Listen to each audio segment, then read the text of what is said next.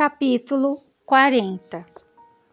O tique-tique-tique das patas de manteiga marcavam o ritmo dos meus passos, a saia chiando de encontro ao granito, à medida que eu atravessava ansiosa a casa dos Torres. Já passava das 8 e eu ainda não tinha recebido notícias de Leon. Passei diante de um espelho francês, capturando um vislumbre de minha figura. Eu me detive, puxando a franja para o lado, prendendo-a com mais firmeza com uma forquilha dourada que minha amiga tinha me emprestado. E examinei meu reflexo. Minha expressão demonstrava todo o cansaço e a apreensão que esmagavam meu peito. O vestido cor de pêssego de Nájila ficara largo em todos os lugares, as mangas escorregando pelos ombros. Mas não estava tão mal. Era bom usar roupas que condiziam com meu gênero, me sentir eu mesma de novo. Em outra ocasião, eu teria apreciado o momento com toda a alegria que ele merecia, mas não pude. Estava preocupada demais com Leon. Fazia algumas horas que eu o deixara em sua casa com Gaspar, desacordado, e até agora não tinha recebido nenhuma notícia dele. Por que tanta demora? Além disso, eu precisava que ele voltasse e me explicasse tudo. Eu precisava saber, precisava conhecer os motivos de Gaspar para pôr um ponto final naquela história de uma vez por todas. Mas onde estava Leon? Por que ele não aparecia? Meu cachorro latiu, como se dissesse: vamos logo, podemos estar perdendo alguma coisa importante. Voltei a andar, as botas surradas abafando meus passos. Os sapatos de Nájila eram um pouco maiores que meus pés. Fiz uma parada rápida na cozinha a fim de preparar uma tigela com um pouco de leite e algumas torradas para o cãozinho.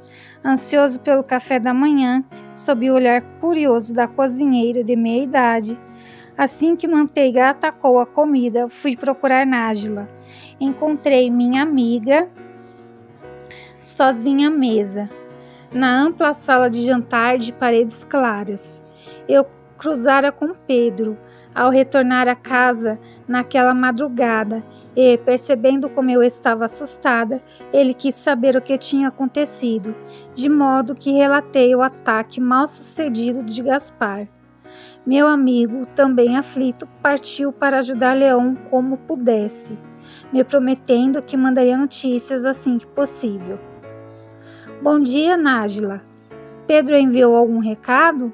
Perguntei, me sentando em uma das cadeiras forradas com tecido vermelho. Não, mas não fique tão ansiosa. As notícias ruins são as primeiras a chegar. Esse silêncio é bom, de certa forma. Tentei me convencer daquilo. Inspirei fundo algumas vezes na esperança de controlar minha respiração e meus nervos, me concentrando em coisas triviais e automáticas, como me servir de uma fatia de bolo. Comê-la seria uma história completamente diferente. A mão de minha amiga pousou sobre a minha, e o pedaço de bolo que eu equilibrava na espátula caiu sobre a toalha de linho branca. Sei que está preocupada com Leon, mas ele certamente está bem, Valentina. Isso tudo logo ficará para trás e, então, vocês vão se casar. Seu rosto se iluminou. Soltei um longo suspiro. Nájila me flagrara chegando em casa. Minha amiga outra vez estava enjoada. Depois que a ajudei, ela quis saber de onde eu estava vindo e acabei contando a história. Toda a história, inclusive o que acontecera no chalé. Temo que seja muito improvável, Nájila. Apanhei da toalha o pedaço de bolo, depositando-o no prato. Eu realmente o magoei, além de ter terminado o noivado. Não existe mágoa que dure para sempre quando duas pessoas se amam, mesmo que a mágoa seja maior que o amor? Ela franziu o senho, abriu a boca, mas o que quer que pretendesse me dizer jamais deixou seus lábios. Um vulto negro e laranja invadiu a sala. Nájila, me perdoe por vir assim tão cedo, mas eu não sabia a quem mais recorrer. Pensei que Pedro talvez pudesse ir. Suelen percebeu que Nájila não estava sozinha e empacou. Os olhos fixos em mim, aos poucos foram se tornando maiores, até que a parte branca ao redor das íris estivesse toda visível. Valentina! Um nó bloqueou minha garganta, me impedindo de proferir qualquer som, mas minhas pernas funcionaram muito bem, tanto que corri para ela com tamanho ímpeto que quase a derrubei ao abraçá-la. É você! Disse ela, me apertando com força. É mesmo você! Eu senti tanto sua falta, Suelen. Levou muito tempo para que conseguíssemos nos separar. E, quando aconteceu, ela me examinou de cima a baixo. Você continua linda, um pouco diferente, tão magrinha. Ainda sou eu. Sim, ainda é. Um largo sorriso apareceu em seu rosto molhado. Os dedos curiosos tocando as pontas dos meus fios curtos. O que aconteceu com você, minha prima? Onde esteve esse tempo todo? Há tanto a ser dito, Suelen, tanta coisa para explicar. É verdade. Nájila se levantou e se juntou a nós duas. Eu mesma não estou certa de ter entendido tudo. Eu tenho tempo, minha prima disse. Então sua pele naturalmente pálida perdeu toda a cor. Santo Deus! Não tenho. Sua casa está um verdadeiro pandemônio, Tina. Minha alegria foi substituída pela apreensão. O que aconteceu? Não sei ao certo. Ela sacudiu os cachos ruivos, mas acordei com seu pai aos berros, algo sobre esganar Miranda com as próprias mãos. O doutor Almeida estava tentando acalmar a situação quando eu saí. Céus! Miranda devia ter acreditado no blefe de Leon e contado a verdade ao meu pai. Não deve ter sido uma conversa fácil. E Félix? Perguntei preocupada. Não sei, Tina. Não ouvi. Corri para cá na esperança de que Pedro pudesse ajudar a acalmar o tio Walter. Mandei o mensageiro atrás de Dimitri, mas ele não o encontrou. Lady Catarina desconhece o paradeiro do meu noivo. Seu pai estava procurando a pistola. Minha nossa! Se papai a encontrasse naquele estado de descontrole, acabaria cometendo uma loucura. Com Félix por perto, eu não podia permitir que isso acontecesse. Ah, não, nada disso. Interveio Nájila, me pegando pela mão e começando a me arrastar de volta para a mesa ao adivinhar o rumo que meus pensamentos tomavam. O capitão Navas pediu que eu o esperasse aqui, e é o que você vai fazer, nem que eu tenha que amarrá-la à cadeira. Mas, Nájila, desconfio de que Miranda tenha contado ao meu pai sobre o Sr. Matias. Ele pode... O Sr. Matias? Suelen encrespou o senho. O que o Sr. Matias tem a ver com isso? Eu explico mais tarde, respondi a ela, já me voltando para Nájila. Preciso ir para casa e impedir que meu pai cometa uma loucura, da qual vai se arrepender depois. O queixo de Nájila quase se desprendeu da cabeça.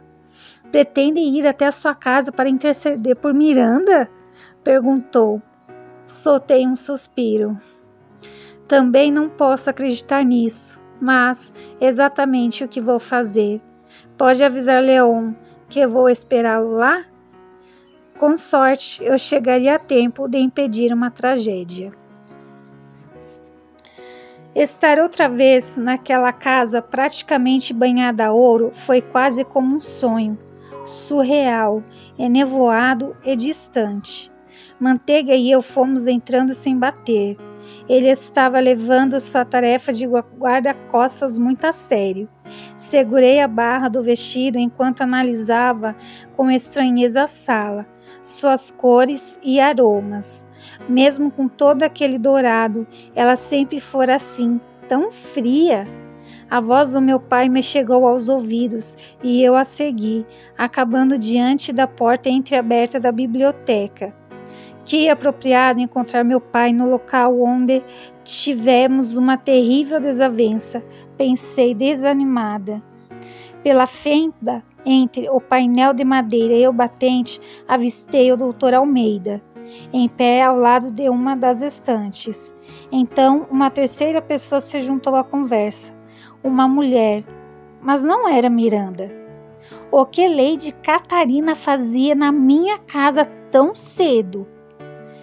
Bilhete da sua sobrinha. Pensei que fosse alguma notícia de Valentina, contou a mulher, não entendendo o motivo de todo esse estardalhaço. É apenas uma traição. Estamos recebendo de volta aquilo que provocamos. Não compreendeu ainda que estamos sendo punidos, Walter? Lady Catarina, não posso pensar que Deus seria assim tão perverso, rebateu o Dr. Almeida. O que mais posso pensar? A voz da senhora embargou. Deus está me castigando, a mim e a Walter. Eu sempre soube que este dia chegaria. Catarina tem razão, ouvi meu pai suspirar. Ninguém deixa esta terra sem pagar pelos pecados que cometeu, e eu estou pagando a cota que me cabe. Catarina? Desde quando papai se dirigia a Lady Catarina com tanta intimidade? Que raios estava acontecendo? Não, Walter. Nossa menina pagou pelos nossos erros. Ela soluçou. Não é justo. Não é nem um pouco justo. Aquilo parecia particular. Além disso, eu não podia simplesmente ir entrando com tanta gente por perto. Meu pai soava calmo. Logo não iria atrás de Miranda, como um espartano brandindo a espada, não é? Eu voltaria outra hora. Comecei a dar meia volta, mas parei 2 passos depois. Nossa menina? Lady Catarina havia dito isso mesmo? Um estalo fez as engrenagens do meu cérebro girarem tão depressa que fiquei tonta e apoiei a mão na maçaneta. A porta se entreabriu um pouco mais.